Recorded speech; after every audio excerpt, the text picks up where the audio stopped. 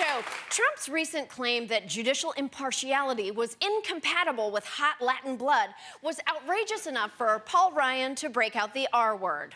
Claiming a person can't do their job because of their race is sort of like the textbook definition of a racist comment. I think that should be absolutely disavowed. It's absolutely unacceptable. It's nice of CNN to include a countdown clock to Trump's next absolutely unacceptable statement. But racist or not, the brown judges aren't fair to me argument is being made right now in the Supreme Court, which will decide as early as tomorrow whether tribe members can sue Dollar General for an alleged sexual assault against a 13-year-old boy. An attorney for Dollar General argued this violates the store's right to due process. Quote, "We are a non-citizen, a non-member of the tribe, and the trial jury may be composed only of members of the tribe," he said. Justice Sonia Sotomayor, you're just assuming that these judges are not neutral. Dollar General is taking a stab at diminishing the tribal sovereignty of all nations, not just one. Okay, could someone please explain tribal sovereignty in a way that Dollar General can understand? Tribal sovereignty means that it's sovereign.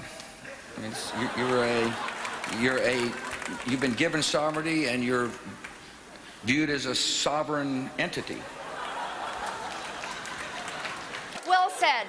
But this hasn't stopped the Supreme Court over the years from snatching away the tribal court's powers the same way we snatched away their land and most of their turquoise. But what are tribal courts actually like? It was my manifest destiny to find out. I traveled to the Cherokee Reservation in North Carolina to observe their charmingly backwoods justice system where peyote-addled elders rendered verdicts in their fairly new municipal sweat lodge. My name is Bill Boyum. I'm the Chief Justice of the Cherokee Supreme Court. How did you learn the law? Was it passed down by your ancestors in a spirit dream? I went to law school at the University of North Carolina School of Law. Okay, gotcha. The reality is that our court functions much like every other state or federal court in the United States. Isn't that what you want us to believe? And most certainly also the truth? Yes. That's not saying that all tribal courts are perfect. No court is perfect. All we're asking is to be treated like any other court in the United States. But their judicial mumbo-jumbo was too confusing to white people. Tell me about the mysterious symbols on this celestial moon chart. Well, this is a pretty typical court calendar. Ah, a court calendar. Okay, this is just a fucking court. So who besides a certain big box store would argue with that? I think it's very fair to say tribal courts should not be trusted. Oh, this white lady. Elaine Willman is an activist and leader of the Citizens Equal Rights Alliance, a group that opposes tribal sovereignty, works to take back native lands, and rallies with local lawmakers and senators to undo contracts tribes have with the federal government. Although currently active, she insisted she was not speaking on behalf of her organization.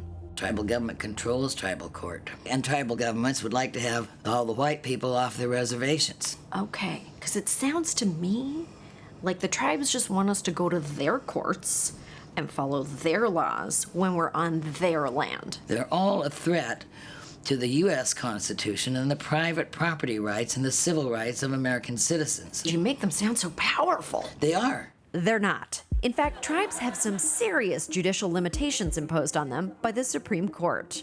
If a non-Indian commits a crime with an Indian victim, we have no jurisdiction over that crime. Yep.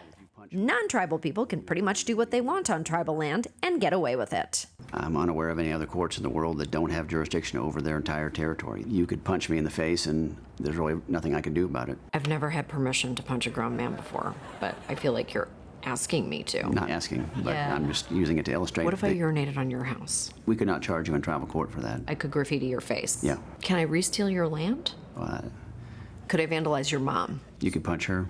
Punch your mom. She's 93. I could definitely punch your mom then. Yeah.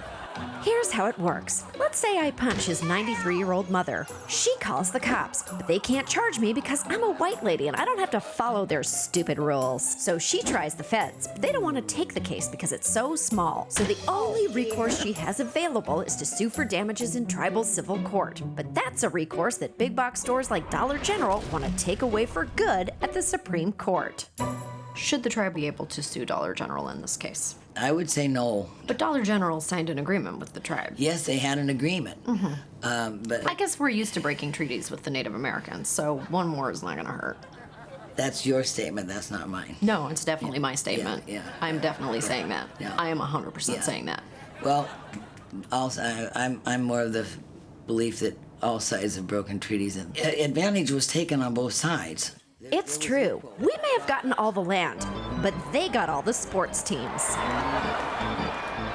There's a certain number of people who, once they learn they can commit crimes without being punished, are going to do it again. So what you're saying is that Americans are coming over tribal borders. Yes. They're bringing crime. Yes. They're rapists. Some of them, yes. Some you assume are good people. Yes. Where have I heard that before? We may never know who said that, but Elaine still thinks tribes are getting special treatment. Many of them say we stole their land. Well, we purchased their land. We have paid them off many times over.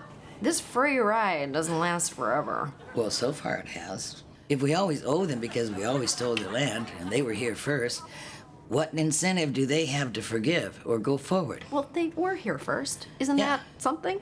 No. Why don't we owe the blacks forever? Because we treated them like animals. We do. It's amazing who fills the vacuum of information on Native American issues simply because not enough people care to show up. And I'm not going away. Now, you can call me any name you want, but I know where my heart is, and I know what my best hopes are for Native people. What do people call you? They call me bigot, they call me racist, they call me KKK, they can call me anything they want to. But how would they get that impression? The power of Sharia law might be very, very influential on tribal courts. How did I know I was going to hear the word Sharia law today? But maybe that's the solution. If enough people think Native Americans are Sharia terrorists, they'll finally get the attention they deserve. We'll be right back.